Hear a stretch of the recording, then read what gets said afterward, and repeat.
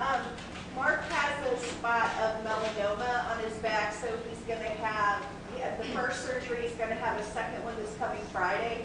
So if we could just keep him in prayer. Keep Mark Gregory in prayer with a melanoma spot. And he'll be having a second surgery, so keep him in prayer. Yes. My granddaughter has her CAT scan August 12th, so keep her in prayer that it comes out good. Keep Joanne's granddaughter, Lila, going to have a CAT scan, so keep her in prayer. Yes? Okay, I just have a phrase that the last few times I was here, I mentioned my brother had an accident at work, and God's healing hand has been upon his body. So I praise and thank him for that, and I thank you for your prayers. A great blessing there for our brother. Found out, my daughter told me that end of August, I think the 1st September, she's being deployed again. So keep my daughter, youngest daughter, in prayer. Yes, please. For little Druid Palmer that I asked prayers for last week. He's making baby steps. He still has a long ways to go. But I do appreciate the prayers. They are working. But keep them coming. Keep Druid Palmer still in your prayers. He's continuing to make progress, but keep him still in prayers. Yes, Bill. Yeah, Paul Dudley, the retired coach, baseball coach at Lebanon, he formed a mission, a Christian mission called Eternal Pastime. And Paul passed away last week, Friday, at the age of 55. And we just pray that his mission, his boys are going to continue it, but they take equipment and they take the word down to Cuba, and just pray that their mission will be able to continue and to reach people on that island. Okay. Keep the progress that Paul Dudley, who passed away at a young age of 55, and continue with the mission work that he's doing, and they continue on. Any other prayers? Okay, Desi's going to do a special song for us during prayer, and then I'll say our prayer.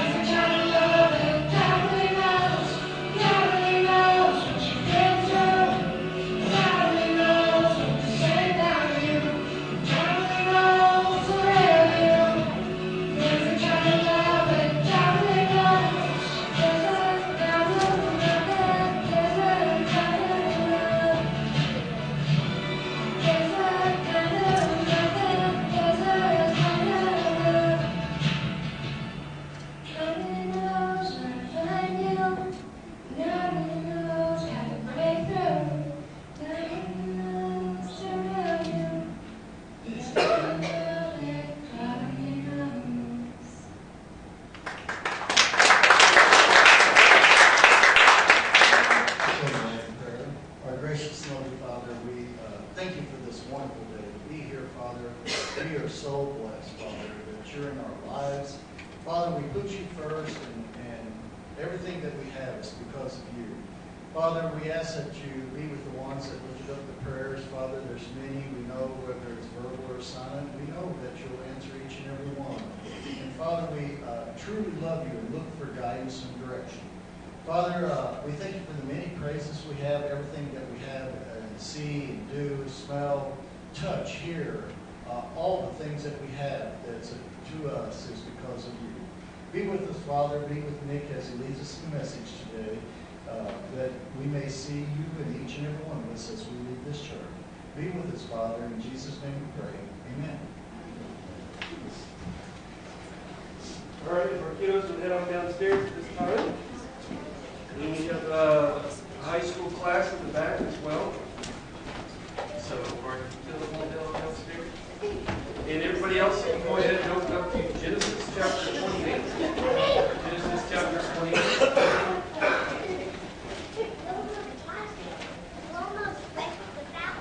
Genesis chapter 28, it's on page 43 of your Pew Bibles this morning. Page 43 of your Pew Bibles this morning. And we're going to continue on with our study of Genesis and looking at Jacob. And so where we left off, Jacob was on the run. You remember that? Jacob's on the run. He's on the run to his uncle Laban's house. He stole his brother's blessing. You remember that? And before we get into that, I want to ask you guys this. You know, I was watching this documentary a long time ago, and it was interesting. It had to do with World War II. And you know, World War II, man, we really we were really seriously concerned about the Nazi people. Let's see if we got that. You know what? Let's see if we got a different stand here, okay? I hope this isn't foreboding for the rest of the sermon. You know what I'm saying? We sort of got off the rails. All right. We'll adapt and overcome. Okay, thank you. I got it.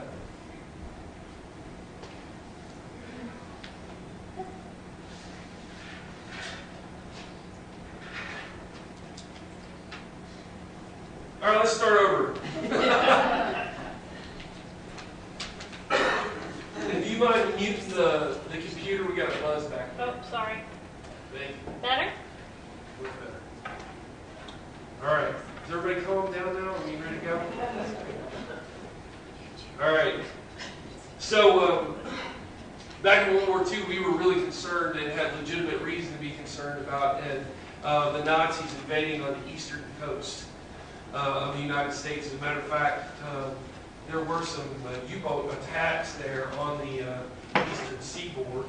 So one thing is that back then, of course, the dollar was backed by gold. You remember that, okay? It's a gold standard.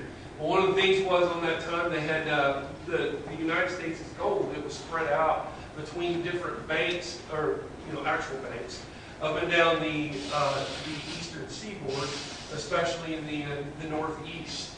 And that's not a really good place to defend in case of an invasion, right? So the government decided they were going to move these, what would be equivalent to billions of dollars worth of gold to Fort Knox, Kentucky. They're landlocked, so that it can be protected by the Armor Division there, Army Armor Division. Now the question I have is this: does anybody know how they shipped it? How would you ship $1 billion worth of gold? Get it through the mail. I'm serious.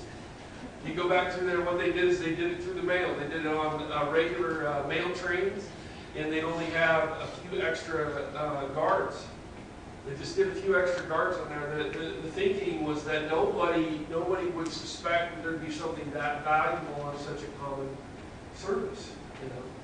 Nobody, who would have thought that the train would have a country's worth of gold in those trains? So they chose to do it that way. There's also, if you know anything about Charlie Chaplin, not only was he a character on screen, but he was a character in person. One of my favorite little stories about Charlie Chaplin was that Charlie Chaplin one time entered a Charlie Chaplin lookalike contest and lost.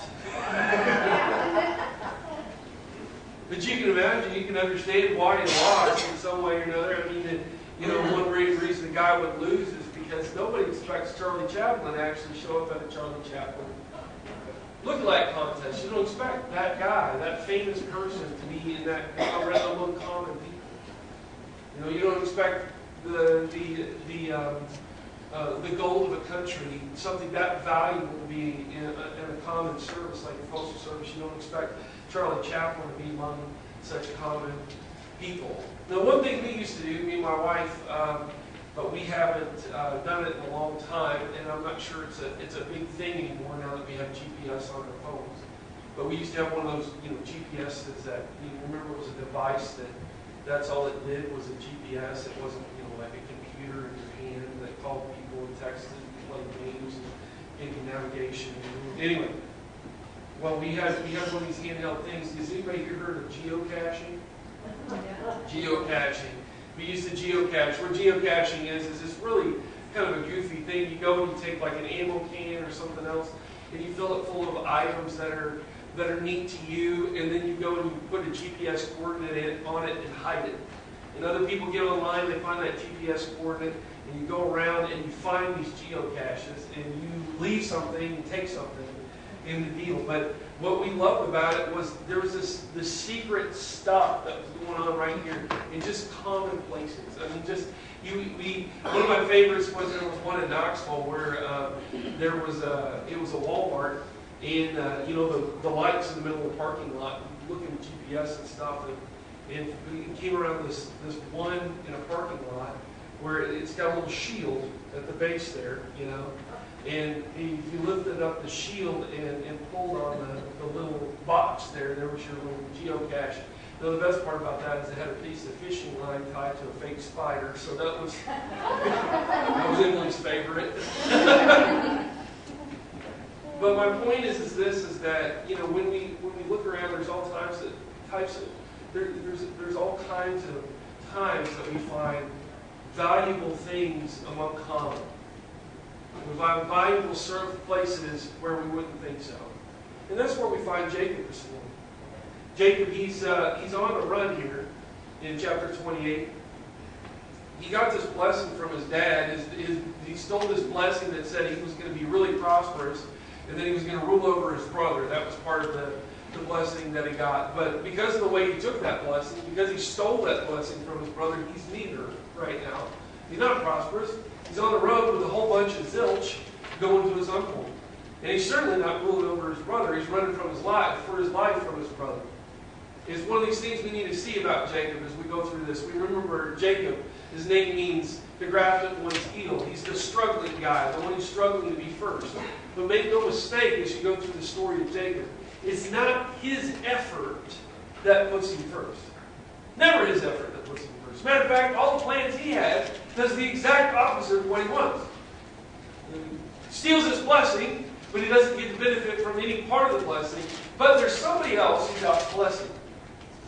There's somebody else who's out to bless him. And Jacob's going to hear from this person as he goes here. So in verse 10 of chapter 28 it says, Jacob left Beersheba and set out for Haran. And when he reached a certain place, he stopped for the night because the sun had set. Taking one of the stones there, he put it under his head and lay down to sleep. He had a dream in which he saw a stairway resting on the earth with its top reaching heaven, and the angels of God ascending and descending on it. Think about that for a moment. Goes to sleep, and here he sees this Jacob's ladder. It's actually a stairway. He sees a stairway connecting heaven and earth. Angels ascending and descending. It's not just like, it's a place where heaven and earth meet. Right? Verse 13, there above it stood the Lord, and he said, I am the Lord, the God of your father Abraham, and the God of Isaac. And I will give you and your descendants the land in which you are lying. Your descendants will be like the dust of the earth, and you will spread out to the west, and to the east, to the north, and to the south. And all peoples on earth will be blessed through you and your offspring. I am with you, and will watch over you wherever you go. And I will bring you back to this land. This is the key here, verse 15. I love this. And I will not leave you until I've done what I've promised. Now, Jacob does not steal this blessing. He didn't even know that blessing was there. He can't steal this blessing. It's a blessing that was given to him freely by the Lord. The Lord didn't go to Jacob and say, Jacob, you do this, that, and the other thing, and I'm going to do this, that, and the other thing. He just goes to Jacob and he goes and says, look, buddy, I'm going to be with you. I'm going to be with you until I've done all these blessings that I've promised. It's not based upon whether you're the good guy or not. Kind of interesting. Jacob is the struggling guy, but God has promised that he'll not leave Jacob. Now look at Jacob's reaction here in verse 16. It says, when Jacob awoke from his sleep, he thought, surely the Lord is in this place, and I was not aware of it. He was afraid and said, how awesome is this place? This is none other than the house of God. This is the gate of heaven. You know, Jacob here, what he does is he goes to this common place. This place called Bethel. Who he gave it a name in the first place. It was the place in between A and B. Right? It wasn't A or B. He was just traveling from A to B. Happened to lay down on a rock. Happened to lay down on a rock, and in that dream he goes and realizes, this is the place where heaven and earth meet. I stumbled upon it. It's a common place. It's a common place. Jacob, really a common guy. And yet he finds this. He finds this place where heaven and earth meet.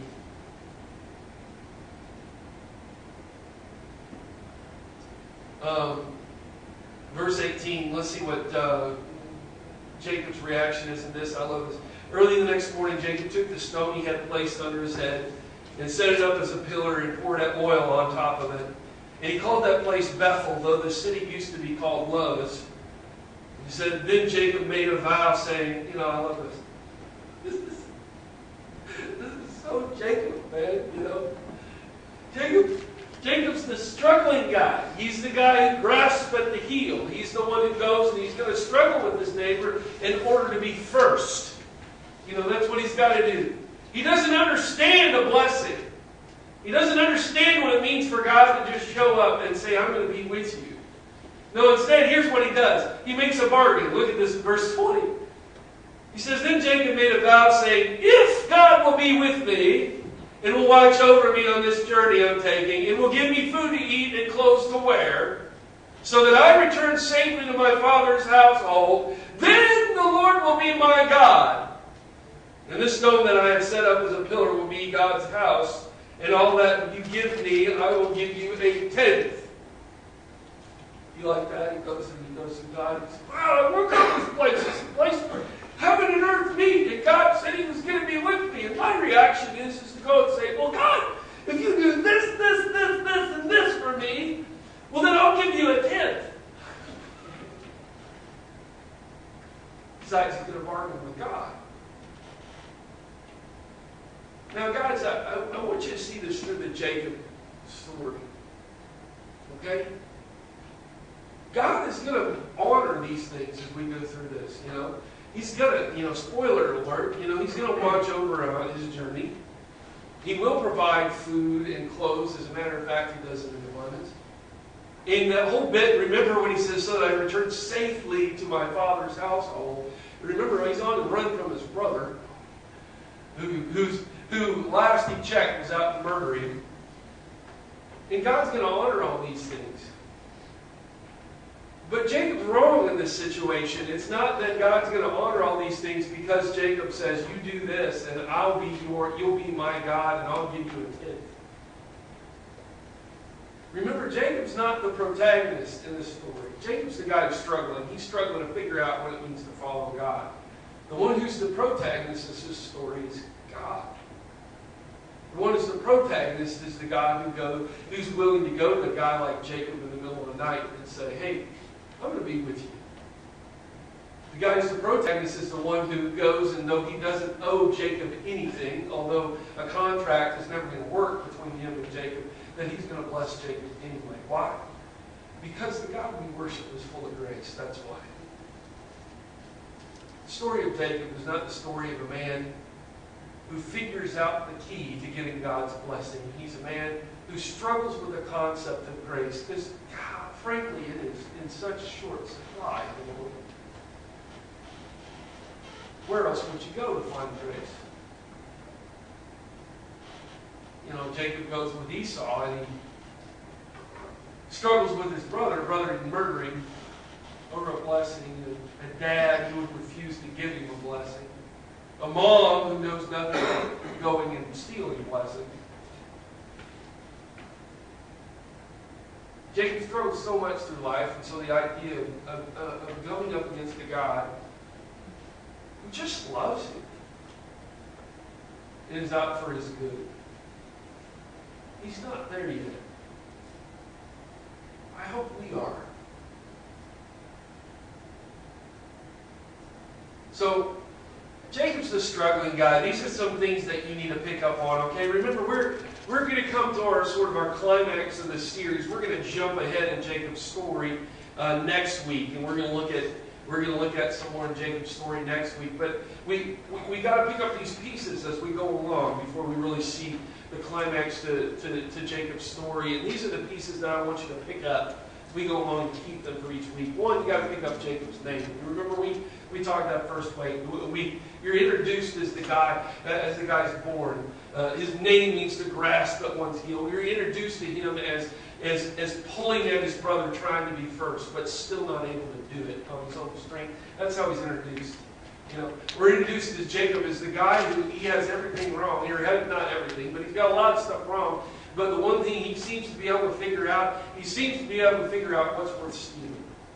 He seems to be able to figure out that God is somebody worth stealing. That a blessing from his dad is somebody worth stealing.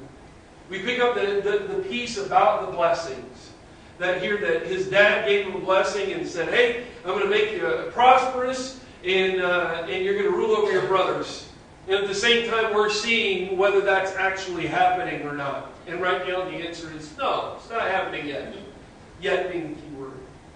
And now we see God's promise.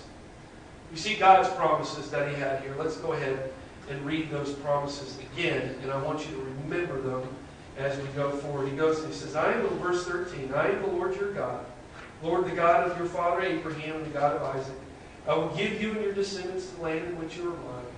Your descendants will be like the dust of the earth, and you will spread out to the west and to the east and the north and the south. And all the peoples on earth will be blessed through you and your offspring. Now that's future generations. But the real kind of key I like in verse 15, I am with you and will watch over you wherever you go. And I will bring you back to this land, and I will not leave you until I've done what I have promised.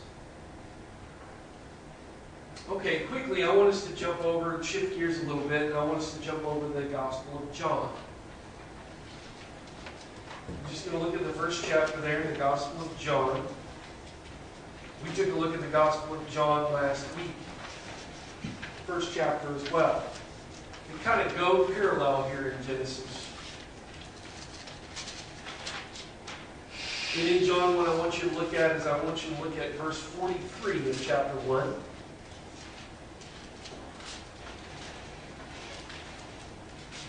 And we find out a guy who's introduced to Jesus. So the next day Jesus decided to leave for Galilee. Finding Philip, he said to him, "Follow me." Philip, like Andrew and Peter, was from the town of Bethsaida. Philip found Nathanael and told him, "We found the one Moses wrote about in the law and about whom the prophets also wrote, Jesus of Nazareth, the son of Joseph." He said, "I found this really uncommon guy. I found the Messiah, and he's from Nazareth, and he's the son of Joseph. Can you believe that?" And Nathanael says, "No." In verse 46, he says, "Nazareth, can anything good come from there?" Nathanael asked, "Come and see," said Philip. You know, see, for Nathanael, Jesus was not from the right place. He was from the wrong place. He's from Nazareth. And according to Harper's Bible Dictionary, Nazareth was a small agricultural town, about 1,600 to 2,000 people. It said it's located a few miles from a major highway to Egypt. And it's never mentioned in the Old Testament or other Jewish religious writings. You know, Nazareth, that was just a place in between point A and point B.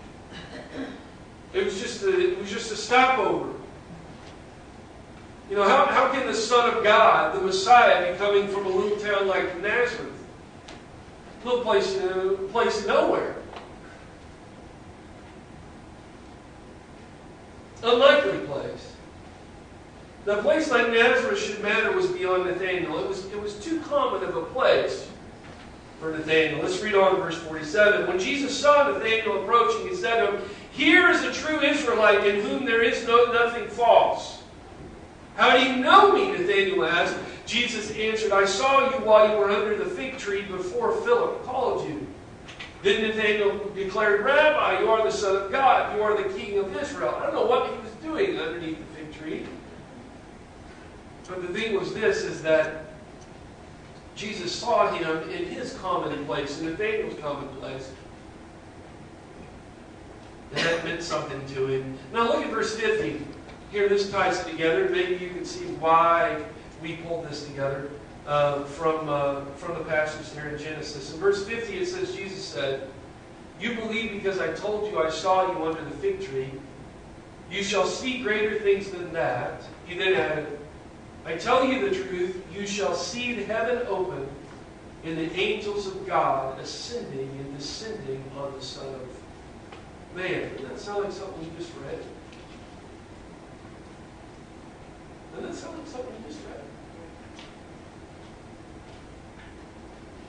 Isn't that what was described about Jacob in Genesis 28, verse 12? Said he had a dream in which he saw a stairway resting on the earth with its top reaching to heaven, and the angels of God were ascending and descending on it. It's interesting in John what happens is in verse 51 when it says the you is plural, it's y'all. Y'all, he's not just talking about Nathanael, he's talking to everybody there. Y'all will see. The word open is interesting. In Greek, it's the perfect passive tense, so everybody knows what that means, right?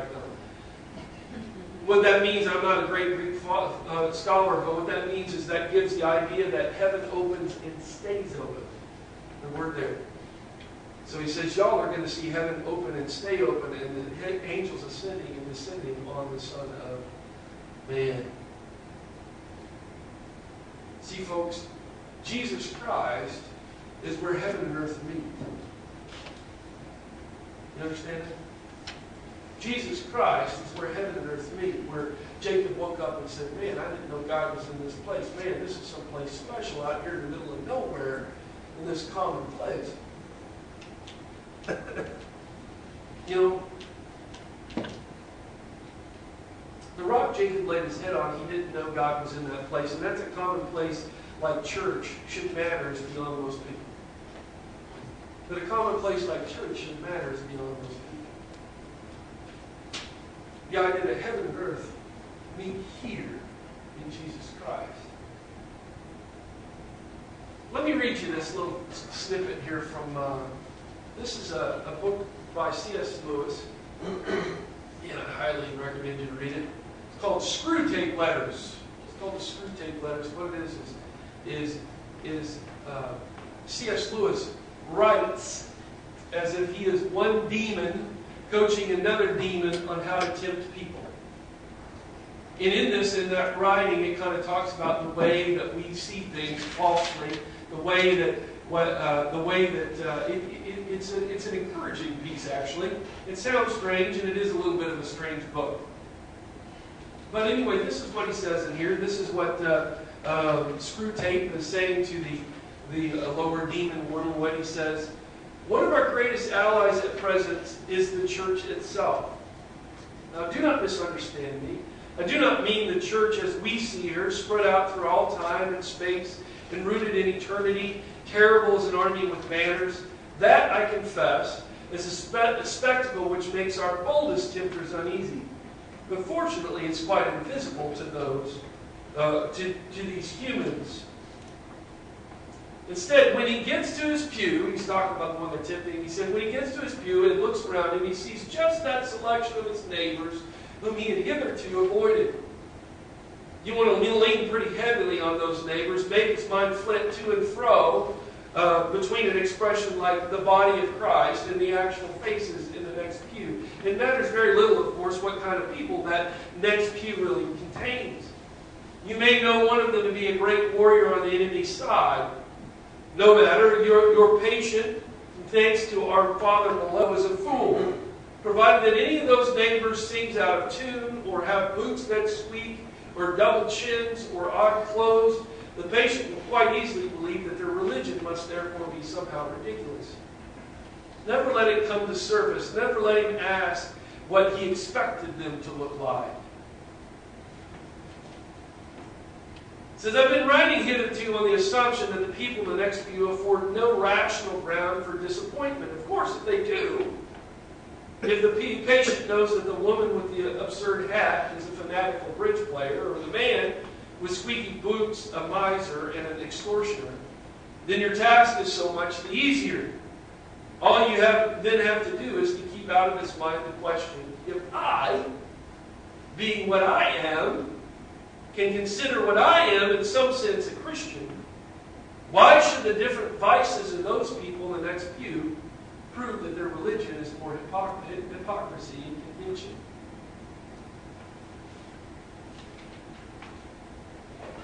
You know, his point here is this, is that, and when we've studied this, we talked about Daniel. Do you remember back our study about Daniel, where Daniel peels back the cosmic so that we can see what we're involved in, you know?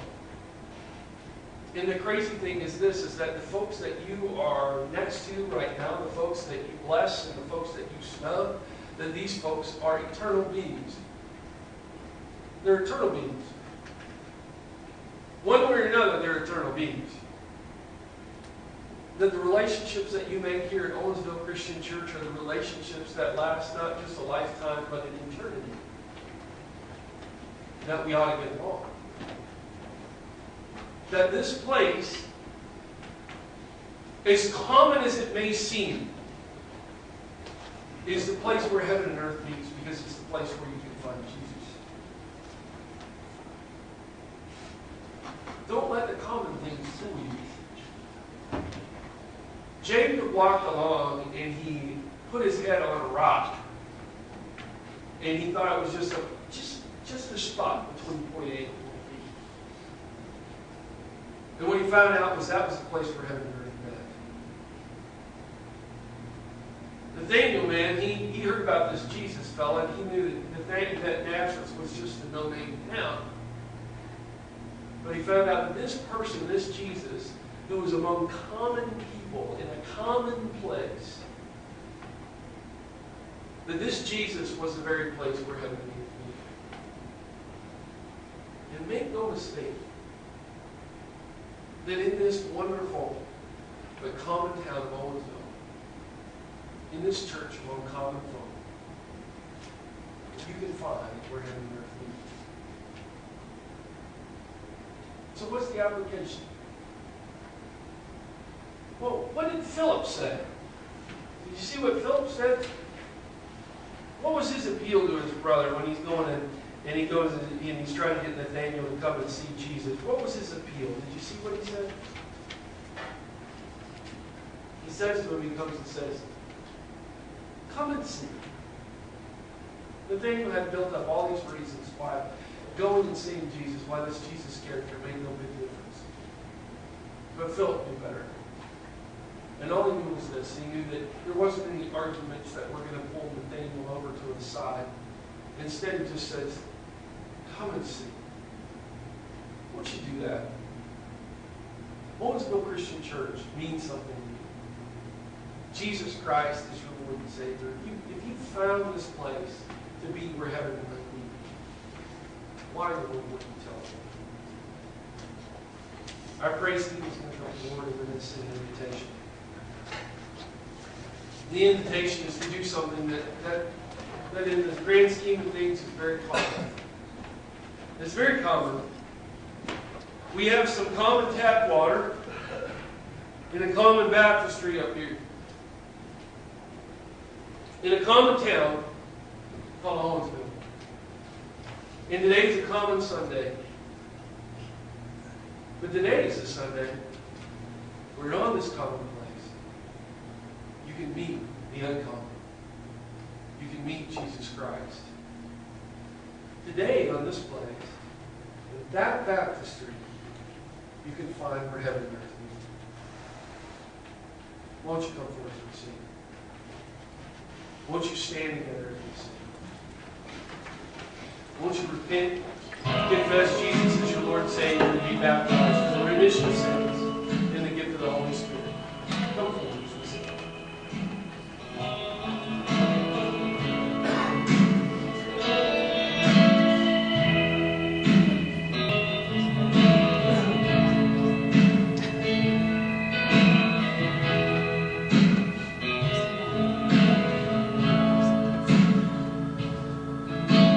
All to Jesus I surrender.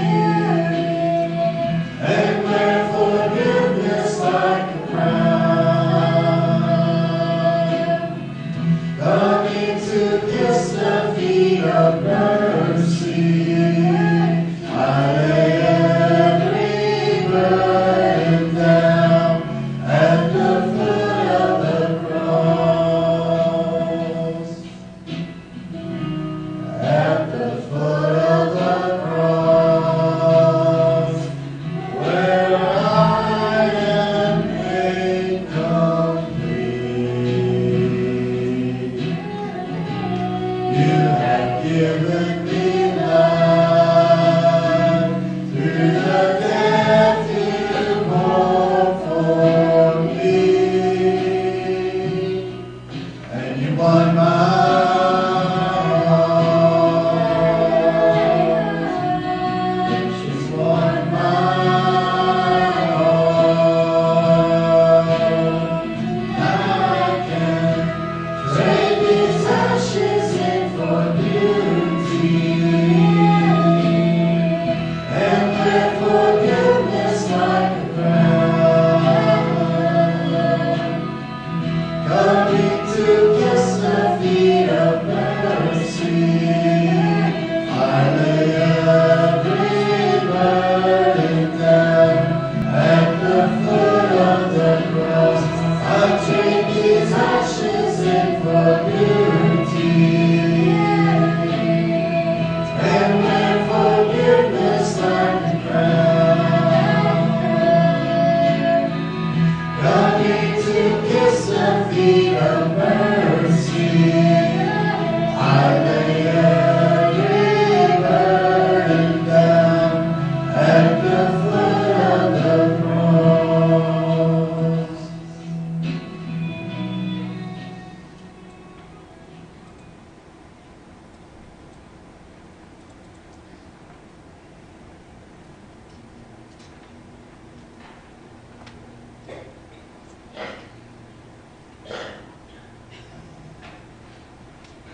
Good morning. We went to Rosebud Fireworks last night. They were amazing. I was standing sitting underneath the water tower. I got hit by shrapnel. It was amazing watching the folks let's just say when fireworks shoot at me, I move. A lot of them didn't. There was fireworks flying everywhere. It's amazing. We celebrate freedom. And there's a biblical sense of freedom as well. And I want to read about that out of Galatians chapter 5. You, my brothers and sisters, were called to be free. But do not use your freedom to indulge the flesh. Rather, serve one another humbly in love. For the entire law is fulfilled in keeping this one command. Love your neighbor as yourself. If you bite and devour each other, watch out, or you will be destroyed by each other. So I say, walk by the Spirit, and you will not gratify the desires of the flesh. For the flesh desires what is contrary to the Spirit, and the Spirit what is contrary to the flesh. They are in conflict with each other, so that you are not to do whatever you want. But if you are led by the Spirit, you are not under the law. Verse 1 of this chapter says, it is for freedom that Christ has set us free. Stand firm then, and do not let yourselves be burdened again by a yoke of slavery. So we passed this plate this morning. It's not very good fireworks that we need to dodge or enjoy or ooh or ah. But it's emblems of Jesus' broken body and blood. Celebrate Jesus. Father in heaven, we thank you so much for the gift of Jesus Christ. It seems like there's so much more to this than one little communion meditation. But the bottom line is, we've celebrated that we have eternal freedom through Jesus Christ. As we pass this plate and we consider the cost of that, Father, I pray that you'd help us not to cling on to the freedoms of this world, but Father, I hope that you would strengthen us and empower us to be angry about the things that anger you, and that we would follow your will in our lives. Father, we have a great freedom in this country, and I'm not making light of that. But Father, I pray that you would help us to fight for the things that you want fought for. Because you fought for us, and you paid the price for us. And it's only through you that we have freedom. In Christ's name we pray.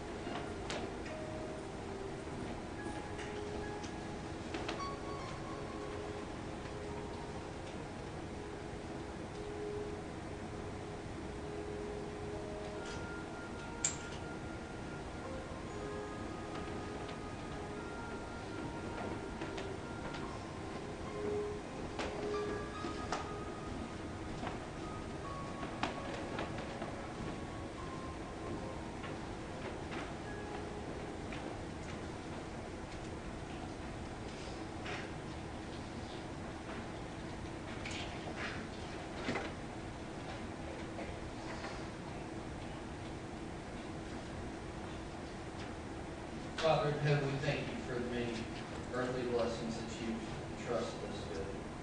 Father, we look around and it seems like we're always stumbling over something, whether it's something that the kids leave out or whether it's something our spouses leave out or whatever. Father, we have so much more than what we need. And you have blessed us greatly, and we thank you. Father, as we give back a portion of what you've entrusted us with, I pray that it would bring about freedom to others. I pray that it would bring about a mission in this congregation and in this community. Father, I guess what I'm trying to say is I'm asking you to bless what you have entrusted us with as we give it back to you. Father, we pray that you would be with this congregation as we look at outreach and seeking the lost around us. It's in Jesus' name we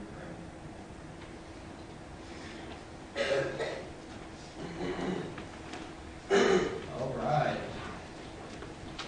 Once again, electronic giving is available.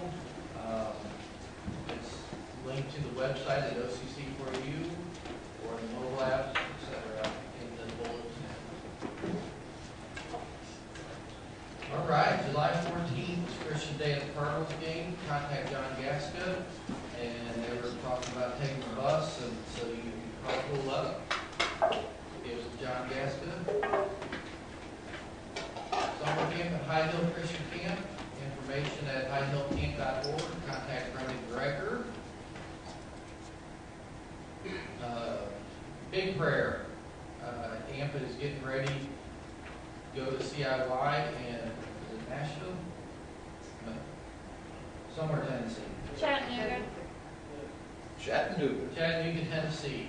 So be lifting those kids up and the sponsors up. I know they're going to have a great time. To keep them in prayer. And that's it. Praise team come up and we'll dismiss. Father in heaven, we are so grateful for the opportunity to meet in your house this morning and to worship with other believers and to sing our praise and to give back to you and to hear your word. And Father, as we depart from here today, I pray that you give us safety in our journeys through the week. I pray that you would help us to see how we can best exercise our freedom, how we can be free to worship you, how we can be free to serve you in everything that we do. So in Jesus' name we pray. We would be standing as we sing our closing song.